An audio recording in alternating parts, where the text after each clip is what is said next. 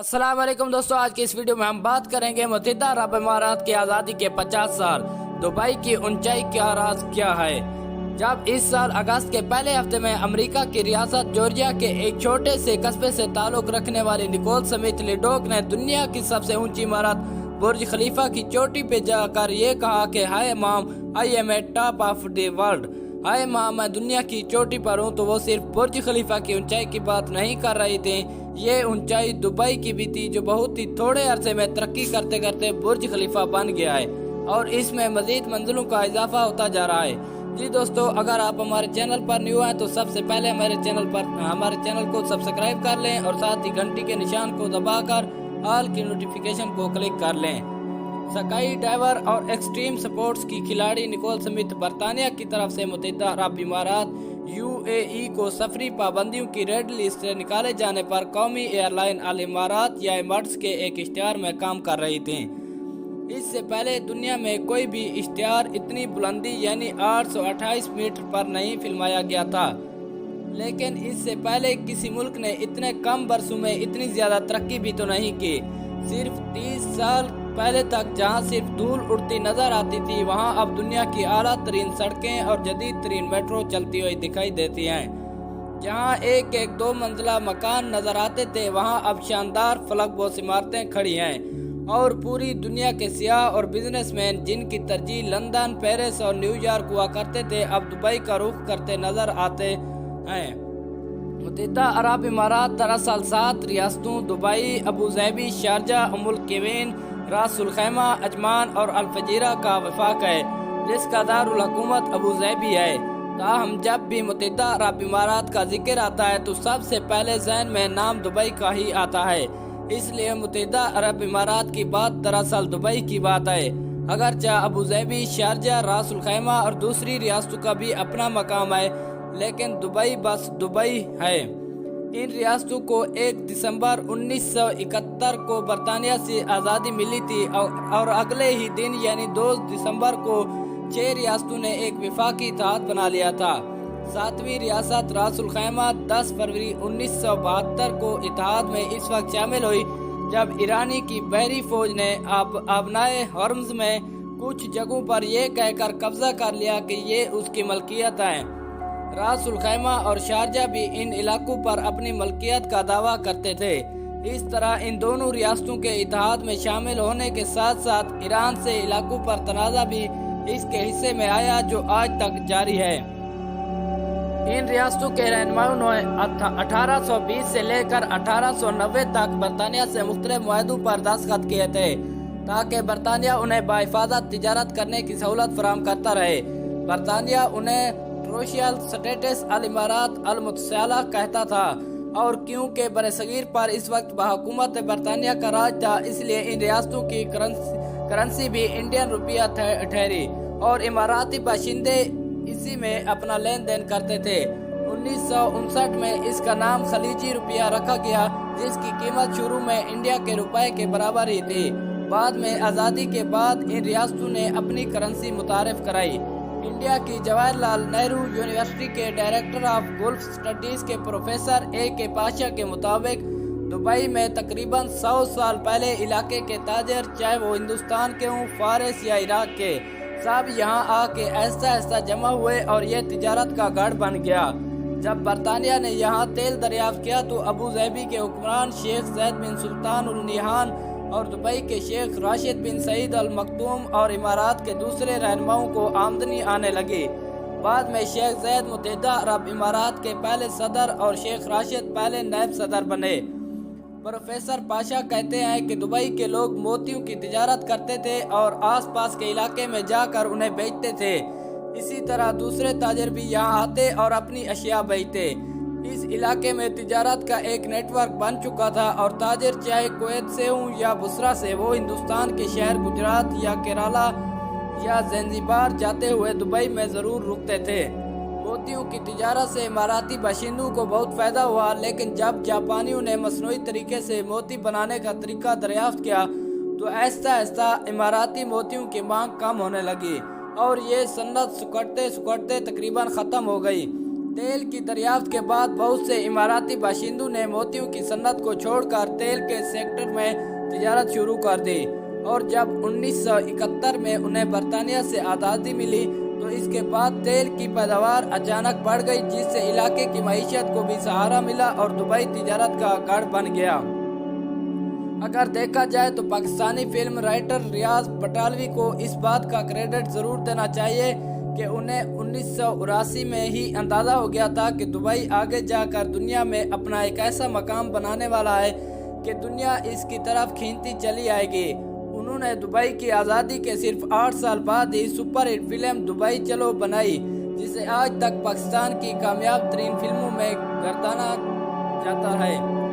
Film की कहानी जो भी हो, दुबई चलो ने पाकिस्तान और इंडिया के अवाम को ऐसी राह दिखाई कि अब भी मुत्तहिदा अरब इमारात में सबसे ज़्यादा तादाद में इंडियन और पाकिस्तान ही रहते हैं। सन 2021 में किए गए मुख्तलिफ जायज़ों के मुताबिक मुत्तहिदा अरब इमारात की कुल 90,99,000 की आबादी में तकरीबन 28 लाख इंडियन और तकरीबन 13 लाख पाकिस्तानी हैं, जो कि कुल आबादी का तकरीबन 40% बनता है। जिस मुल्क में 1919 से 80 तक धूल उड़ती थी, जहां सिर्फ 1 या 2 स्टोरी के घर होते थे जिन्हें मकामी तौर पर ग्राउंड प्लस 1 और ग्राउंड प्लस 2 के अपार्टमेंट कहा जाता था, अब वहां पूरी दुनिया की तकरीबन 200 के करीब कौमें आबाद हैं। आखिर इसकी क्या वजह है? दुबई में जिस किसी से भी पूछें तो जवाब मिलता है कि ये दुबई और अबू धाबी के हुक्मरानों की विजन का नतीजा है। उन्होंने आज़ादी के फौरन बाद ही फैसला कर लिया था कि मुल्क को कहां लेकर जाना है। दुबई में विजन शेख राशिद का था, जिसे शर्मिंदा ताबीर शेख मोहम्मद ने किया, और ये अमल अभी भी जारी है। अगर शेख ज़ैद ने इमाराती रियासतों को मुत्तहिदा करने और तेल की दौलत के ज़रिए उन्हें खुशहाल बनाने में किरदार अदा किया, तो दूसरी तरफ शेख राशिद ने तेल से आगे के मुस्तकबिल का सोचा। उनकी इस सोच को उनकी औलाद मजीद आगे लेकर चली और दुबई को तेल पर इन्हिसार करने वाली रियासत से दुनिया का एक बड़ा तिजारती गढ़ बना दिया। शैलेश दास इंडिया के शहर कलकत्ता से ताल्लुक़ रखने वाले एक फाइनेंशियल और कारोबारी हैं, जो अब दुबई में रहते हैं। उनका शोबा तालीम और हेल्थ सर्विसेज है। वो कहते हैं कि मुत्तहिदा अरब इमारात की सबसे ज़बरदस्त बात उसके रहनुमाओं का विजन है। दूसरे ममालिक में भी बड़े लीडर होते हैं, वो सोचते हैं, लेकिन यहाँ सोचने के साथ साथ काम भी किया जाता है। उनके ख्याल में जिस तरह दुबई की नस्ल को तैयार किया जा रहा है, वो अगले 50 वर्षों में मुल्क को मज़ीद बुलंदियों पर ले जाएगी। ऐसे कोई इशारे नहीं हैं जो ये बताएं कि ऐसा नहीं हो सकता। यहाँ लोग महफूज हैं, बिजनेस महफूज है, और यहाँ की सिक्योरिटी का शुमार दुनिया की बेहतरीन सिक्योरिटी में होता है। वो इसका मुवाज़ना अमेरिका के साथ करते हैं। अमेरिका ने दुनिया के सबसे बेहतरीन टैलेंट को बुलाया और अपने मुल्क में बसाया।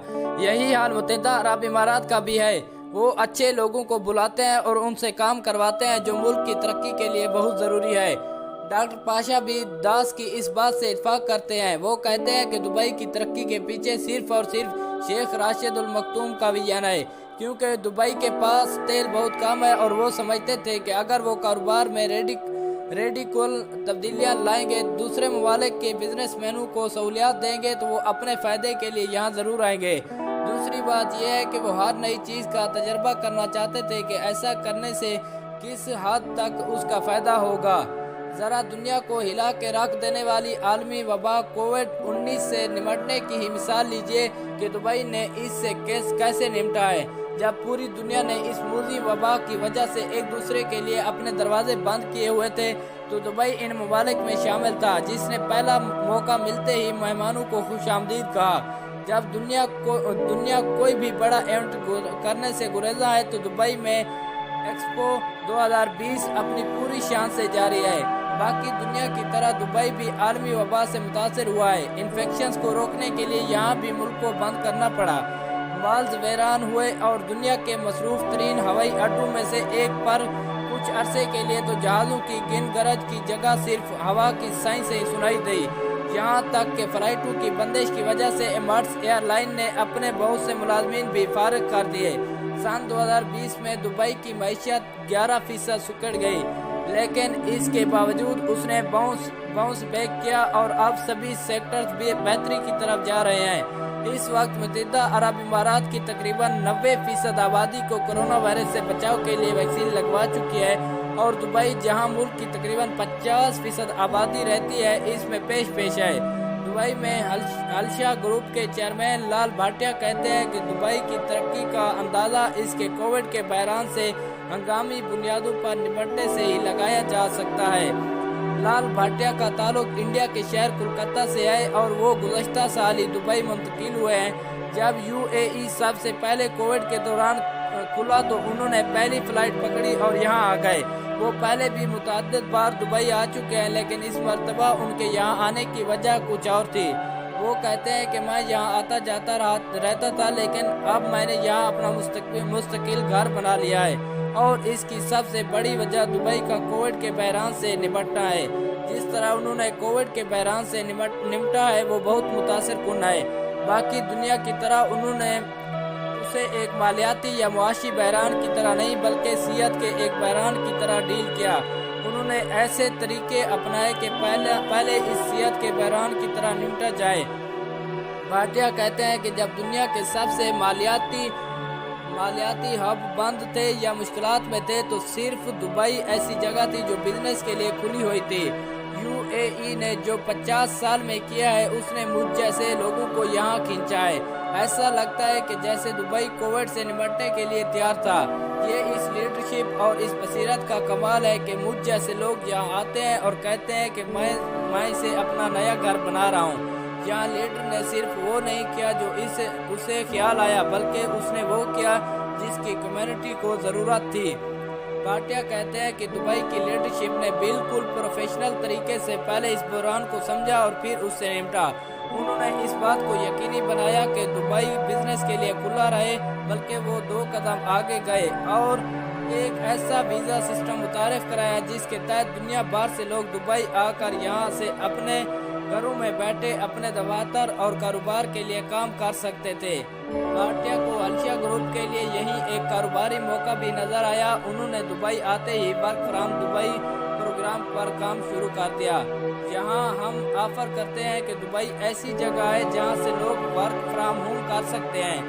लोग यहां आए रहें, घर से काम करें। हुकूमत ने ऐसा किया है कि अगर आप $5,000 से ज़्यादा माहाना कमाते हैं तो वो आपको 1 साल का वीज़ा मिल सकता है और आप दुबई से काम कर सकते हैं। हुकूमत ने सोचा क्योंकि कोविड की वजह से ज़्यादातर लोग घरों से काम कर रहे होंगे तो क्यों ना उन्हें खूबसूरत धूप वाले दुबई की ऑफ़र की जाए, जहां हाई स्पीड इंटरनेट और डेटा और सिस्टम्स की मुकम्मल सिक्योरिटी हो। जी दोस्तों, अगर आपको हमारी वीडियो पसंद आई है तो सबसे पहले लाइक करें, कमेंट करें और शेयर करें।